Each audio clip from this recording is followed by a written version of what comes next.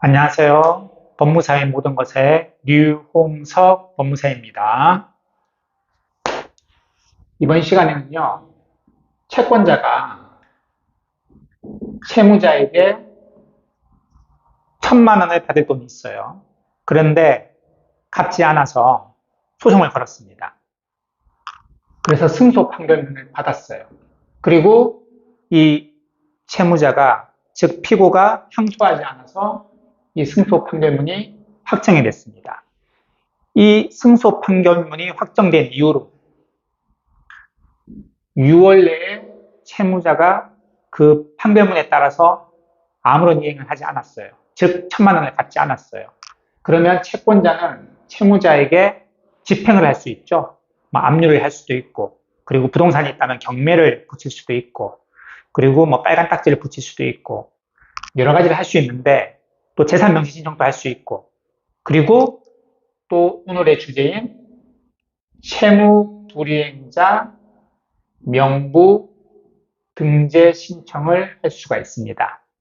이게 예전에는 신용불량자란 말이 있었었죠. 그 신용불량자라는 어감이 좀 안 좋아서 채무불이행자라는 이름으로 바뀌었습니다. 즉 명칭만 바뀌었을 뿐이지 효과는 똑같습니다. 신용불량자를 만들어버리는 거예요. 6월 내에 아무런 이행을 하지 않으면 이 판결문에 따라서. 그런데 채무자에게 우리가 소송을 할 때도 채무자한테 보내는데 채무자가 안 받으면요. 제일 대표적으로 안 받는 예는 폐문부재죠. 폐문부재. 일부러 안 받거나 혹은 집에 없거나 이런 경우. 폐문부재가 돼버리면 소송을 할 때 법원에서는 주소보정 명령문을 내립니다. 주소보정해라. 그러면 이 채권자, 즉 원고는요. 소송을 건 원고는 그 주소보정문을 가지고 동사무소에 가면 이 피고인 채무자의 주민등록 초본을 발급받을 수 있죠. 그래서 그 주소를 고쳐서 다시 보냅니다. 다시 보냈는데 또 폐문부재면 그러면 공시송달로 인해서 재판에 승소할 수는 있어요. 그러면 채무불이행자 명부 등재 신청도 과연 그럴 수 있을까요? 즉 공시송달로 이 채무자, 즉 이 피고를 채무불이행자 명부 등재로 할 수 있을까요? 등재시킬 수 있을까요?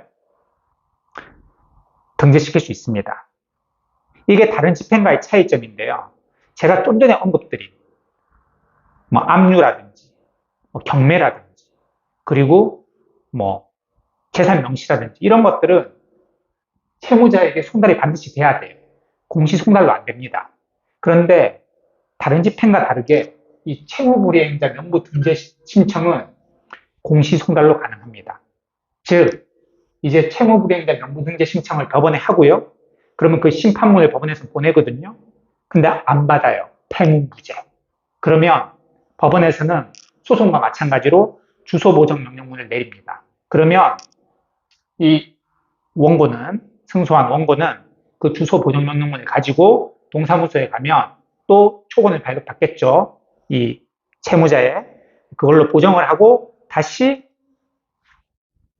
송달을 시킵니다. 근데 또 폐문부재예요. 그러면 공시송달 처분을 내립니다. 법원에서는. 공시송달로 채무불이행자 명부를 등재 결정을 내려요. 그러면 그 결정문을 당연히 채권자에게 보내고요. 그리고 채무자한테 보내야 되는데 채무자가 당연히 안 받겠죠. 안 받아서 공시송달로 결정한 거잖아요. 그러면 그래도 상관없어요. 등재시키고요. 그리고 또 누구에게 보내냐면 이 채무자 주소지로 되어 있는 동사무소에도 그 결정문을 보냅니다. 그럼으로 인해서 채무불이행자로 등재가 되는 거예요. 그래서 오늘은 다른 집행과 다르게 채무불이행자 명부 등재 신청은 이 피고, 채무자가 송달받지 않더라도 공시송달로 그 효과를 볼 수가 있다라는 주제로 간단하게 살펴보는 시간을 가져봤습니다. 지금까지 법무사의 모든 것의 류홍석 법무사였고요. 시청해 주셔서 감사합니다.